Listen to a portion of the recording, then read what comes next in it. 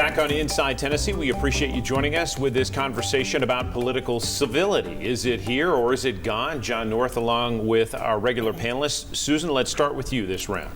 Okay, Josh, let's talk about what's happening today. You mentioned all of the things that are probably not so much worse today than they were even with the Founding Fathers. But do you think the changes that we're seeing, there seems more emotion in it today, are driven by changes in personalities? Is it social media? Is it technology? Is it, party structure? Are we just got people that are much more emotional than we've had in the past? Well, I don't think that human nature's changed. Right. So I don't think it's personalities. I do think it's largely structural factors. I think it's due to the way parties nominate candidates, and this has been a long trend, really starting in the 1970s, where there's been a greater emphasis on, say, issues in the nomination process, which then kind of drives people to go out and to make appeals to voters rather based on a particular position rather than broader governing philosophies. I think that's part of the issue. Of course, social media, I think you have to consider part of the problem.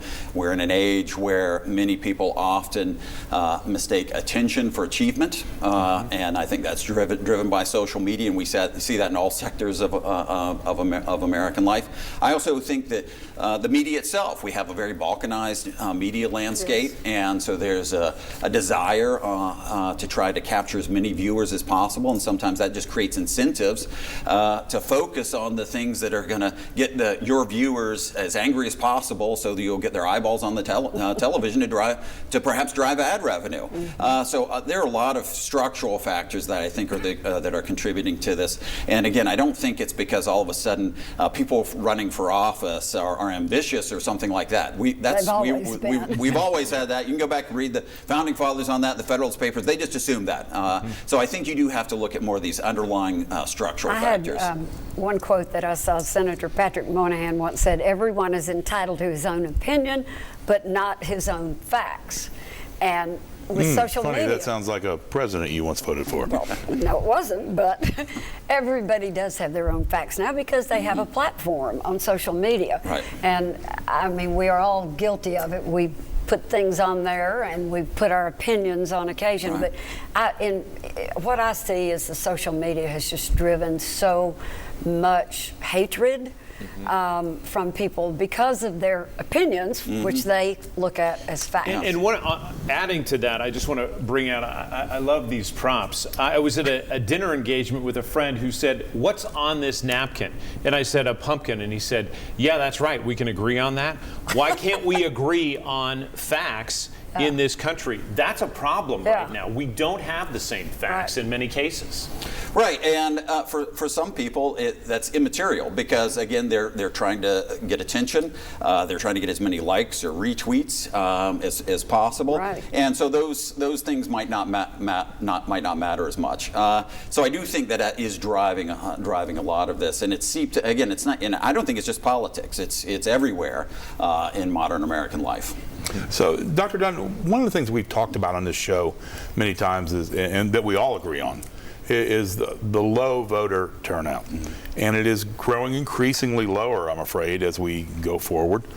How much do you think that drives divisiveness in politics? Because when you only need, sometimes in a local election, just a few hundred votes to win, doesn't it seem that if you can appeal to that very fringe on the outside of what people that might support you, you get those 500 people to the polls, you win? How much does it matter that more people vote to sort of maybe normalize, you might say, politics? And Susan and I were talking just 30 or 40 years ago, the state house, when it was a supermajority of Democrats, and you were there as a Republican, and that it was a better place. It was calmer. You didn't see people up in each other's faces often and pointing. But how much do you think the low vote turnout matters and has created the current situation? Well, I certainly think it contributes to it. One thing that happens is you get voter apathy, and so people, they don't perhaps care as much. And then, as you said, then that means that some groups can exercise a disproportionate influence, perhaps sometimes on the fringes. I also think that lack of civic knowledge contributes to this. I think we do have good evidence that lack of civic knowledge leads to a sense of a lack of efficacy, that you can't make a difference, so you just kind of stay home. And then you do end up having a large swath of the electorate then that might not be getting appealed to by candidates. But also in the nomination process, I think you in particular can see this.